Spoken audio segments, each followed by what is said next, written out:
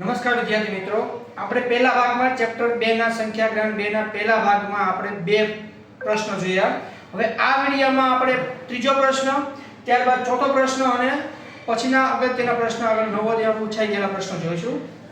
હવે ત્રીજા પ્રશ્નની વાત કરીએ આપણે તો પ્રશ્ન એવો છે, નીચેના કોષ્ટકમાં પ્રશ્નાર્થ જગ્યાએ કયો પ્રશ્નાર્થ આવે. ખાસ વિદ્યાર્થી જે મિત્રો આપણા ક્લાસના સિવાયના બીજા વિદ્યાર્થી મિત્રો જે આ વિડિયો જોઈ રહ્યા છે તેમના માટે હું કહી દઉં છું કે તમારે જો વિડિયો જોયો છો તમે, ત્યારબાદ તમારે પીડીએફ જોઈએ છે, વિડિયો નહીં પણ પીડીએફ જોઈએ છે તમારે, તો પીડીએફ હું તમને ફ્રીમાં મોકલી આપીશ. તમે પણ ભણતા હોય તો આ તમારા માટે અને અમારા માટે પણ સારું છે. તમે આ વિડિયો જોવો છો, તમારે આ પીડીએફ હોમવર્ક કરવા માટે જોઈએ તો કોમેન્ટ બોક્સમાં કોમેન્ટ લખજો અને આપણો જે નંબર છે 9429433031 આ WhatsApp નંબર છે. આમાં તમારે હાઈ કરીને મોકલવાનું અને પીડીએફ જોઈએ છે એવું કહેવાનું. તો આ પીડીએફ તમને મળી જશે. બહુ અગત્યની પીડીએફ છે. 100% નવોદયમાં પાસ થવું હોય તો આ પ્રશ્ન તમારી સમક્ષ બધા રજૂ થયેલા છે. તમામ પ્રશ્નો તમારે કરવા જોઈએ. 100% તમને રિઝલ્ટ મળશે. આપણે જોઈએ જે આ દિવાળીનું હોમવર્ક આપ્યું છે આપણા ક્લાસના વિદ્યાર્થીઓ મિત્રોને, તો એના માટે પ્રશ્ન 3 કેવી રીતે લખવો છે તે જોઈ લઈએ. કોષ્ટકમાં પ્રશ્નાર્થ ચિહ્ન કયો જવાબ આવશે પ્રશ્નાર્થ જગ્યાએ તો લખીએ છીએ. સમજવું કેવી રીતે લખીએ.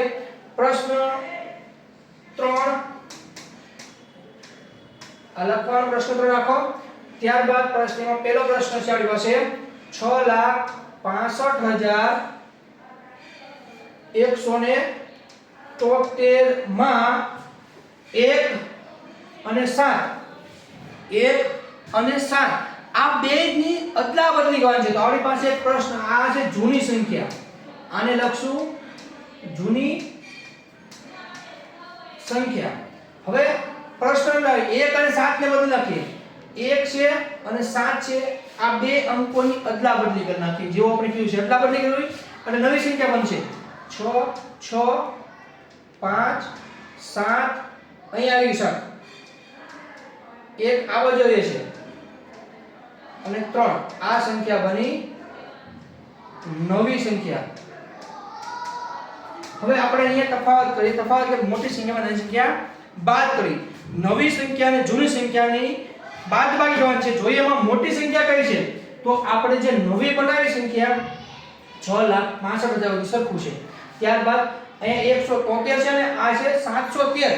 સંખ્યામાં ફેરફાર થઈ ગયો છે. તો પહેલા નવી સંખ્યા છે એ આપણી મોટી સંખ્યા આવી છે 6,65,713 મોટી સંખ્યા છે અને આપણે જૂની સંખ્યા એ નાની છે 6,65,173 આ આપણી સંખ્યા હતી, નાની હતી.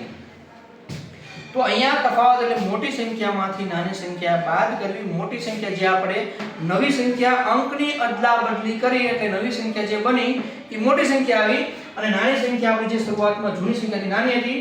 હવે અહીંયા બાદબાકી કરીએ. 3 માંથી 3 જાય તો 0. 1 માંથી 7 બાદ થાય નહીં એટલે દસકો લેશું. 7 પાસે દસકો લઈએ અહીંયા વધે 6. હવે બાજુમાં જ્યાં દસકો આપવો છે ત્યાં 1 છે તો દસકો આપીએ અને 1 એટલે થઈ જાય 11. 11 માંથી 7 જાય તો હવે 4. 6 માંથી 1 જાય તો હવે 5. હવે બધી સંખ્યા 5 માંથી 5 જાય તો 0. 6 માંથી 6 જાય તો 0 અને 5 6 માંથી 6 જાય તો 0.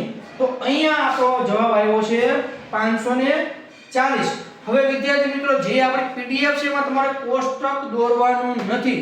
તમારું લેસન તમારે કેવી રીતે કરવું એ લેસન સમજાવવા માટેના વિડિયો છે. હવે આ પહેલો પ્રશ્ન આપણો આખો આ પ્રશ્ન થયો. સમજાણું? પહેલો પ્રશ્ન સીધો જવાબ લખીને તમે શું કરો? સંખ્યા નવી બનતી સંખ્યા લખી નાખી. અહીંયા તમે લખું છું, લખો નવી સંખ્યા આપણે બનાવી છે 6,65,713. હવે તમે શું કરશો? સીધો જવાબ લખી નાખશો 540 લખી. આવું નથી કરવાનું, સીધો જવાબ નથી લખવાનો. સમજવાની ગણતરી છે. જેમ આગળ જવું છે તો સમજૂતી જરૂરી છે. પ્રશ્ન કે કોષ્ટક ક્યાંય દોરવાની કે લખવાની જરૂર નથી. સમજણ શક્તિ માટે, સમજવા માટે આખે આખો પ્રશ્ન લખવો જરૂરી છે. ત્યારબાદ આપણે જઈએ આગળ. હવે આ પ્રશ્ન ઇરેઝ કરી નાખું છું. પ્રશ્ન 4 એની સમજણ શક્તિ સમજાવું છું. તેને કેવી રીતે સમજવો છે પ્રશ્ન 4 ને. નીચેના કોષ્ટકમાં પ્રશ્નની જગ્યાએ આવતો જવાબ લખવાનો છે. પ્રશ્ન શું કહે છે? 1 થી 100 વચ્ચેની અવિભાજ્ય સંખ્યા લખવાની છે. પછી એનો એકમનો અંક કયો આવે છે એ આપણે કોષ્ટકમાં પૂછ્યું છે. તો અહીંયા હું પહેલા સૌપ્રથમ અવિભાજ્ય સંખ્યા લખું છું. અવિભાજ્ય સંખ્યા આવે છે 2 3 5 7 11 13 17 19 23 29 31 37 41 43 43 53 54 61 67 71 73 83 89 અને 97. આપણી 1 થી 100 સુધીની અવિભાજ્ય સંખ્યા લખાઈ ગઈ.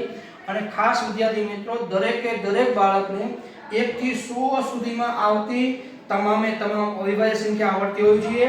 કેટલી આવે છે પણ હોય ખબર હોય છે. 1 થી 100 સુધીમાં 25 અવિભાજ્ય સંખ્યા આવશે. એક આવશે વિશિષ્ટ સંખ્યા. ત્યારબાદ બાકીની વધતી તમામ સંખ્યાઓ વિભાજ્ય સંખ્યા છે.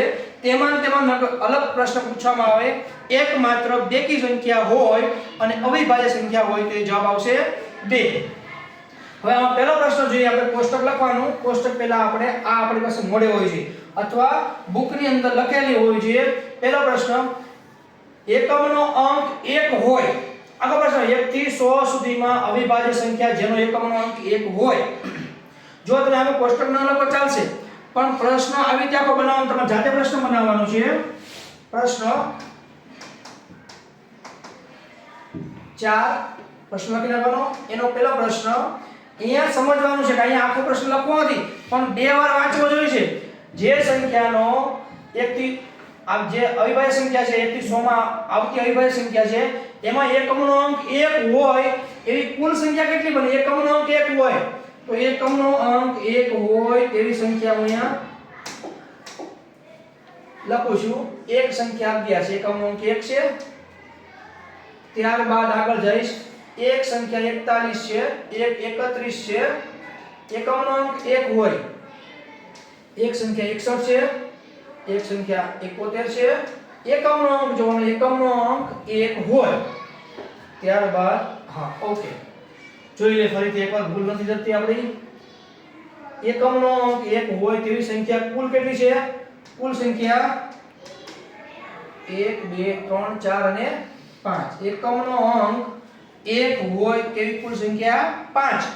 સૌથી મોટી અવિભાજ્ય સંખ્યા, એકમનો અંક 1 જ, સૌથી મોટી નહીં, એકમનો અંક 1 હોય તેવી સૌથી મોટી સંખ્યા મોટી કઈ છે? 71.